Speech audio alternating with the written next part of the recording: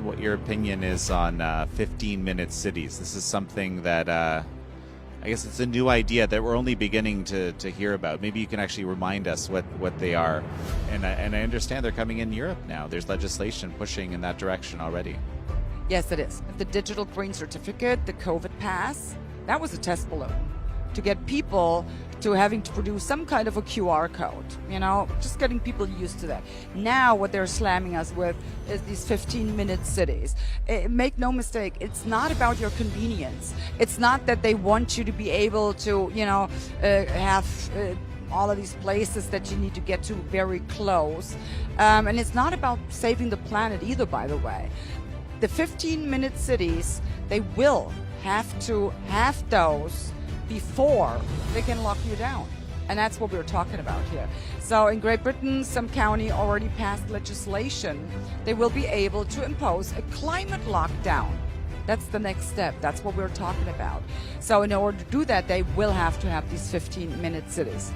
The next step then, of course, will be you are only allowed to leave your immediate area for, let's say, 2 or 3 times a year. So, but there's other people that may have more money and they can actually buy your passings off of you. So guess what? The poor people will be left in these 15-minute neighborhoods while the ones that are better off get to go wherever they want to go. So this is what we're talking about, Look at Saudi Arabia, for instance. They're pulling up Neom City. They call it the Line. So this is like a structure in the middle of the desert, 200 kilometers long, 200 meters wide, 500 meters high, and it will house up to 9 million people. Oh, isn't that just brilliant? If I wanted to get total control of the people, that's exactly where and how I would house them. And then having them on a 3 meals a day prescription. Well, guess what will happen if you do not do as you are told? They will probably cancel that. It's so easy. So that's what we're talking about. And when you really take all of this together, there is no other way for me to actually say this. It will be a complete impoverishment and enslavement of all the people.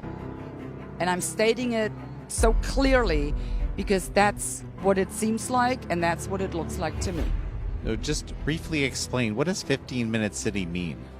Well, a 15-minute city mean basically a neighborhood where you can reach everything you need within a 15-minute foot walk.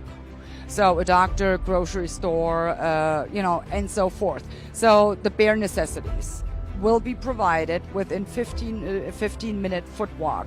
However, if you now fancy another store and it does not happen to be in your neighborhood, guess what?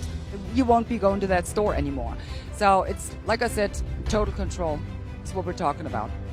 Where does the control come in exactly? Well, once they decide you're no longer allowed to leave your 15-minute immediate area. And they, like I said, they don't have to fence it in or anything. It will be done via digital ID. With the social credit system, kind something of maintaining like that. compliance. Yes. And there's pilot projects already going on in Bologna. There it's called the Bologna wallet. And in Vienna, it's called the Vienna token. It's, voluntary for now. And it's only, pretty much enticing people. If you do this, you get some tickets for a little less or something like that to go to the theater, something like that. Voluntary. Once again, first step. But soon there will be a time you don't have a choice anymore. You have to have, this digital green certificate, this QR code, whatever, and then they will tell you where you can go, what you can do, and what you can and cannot do. So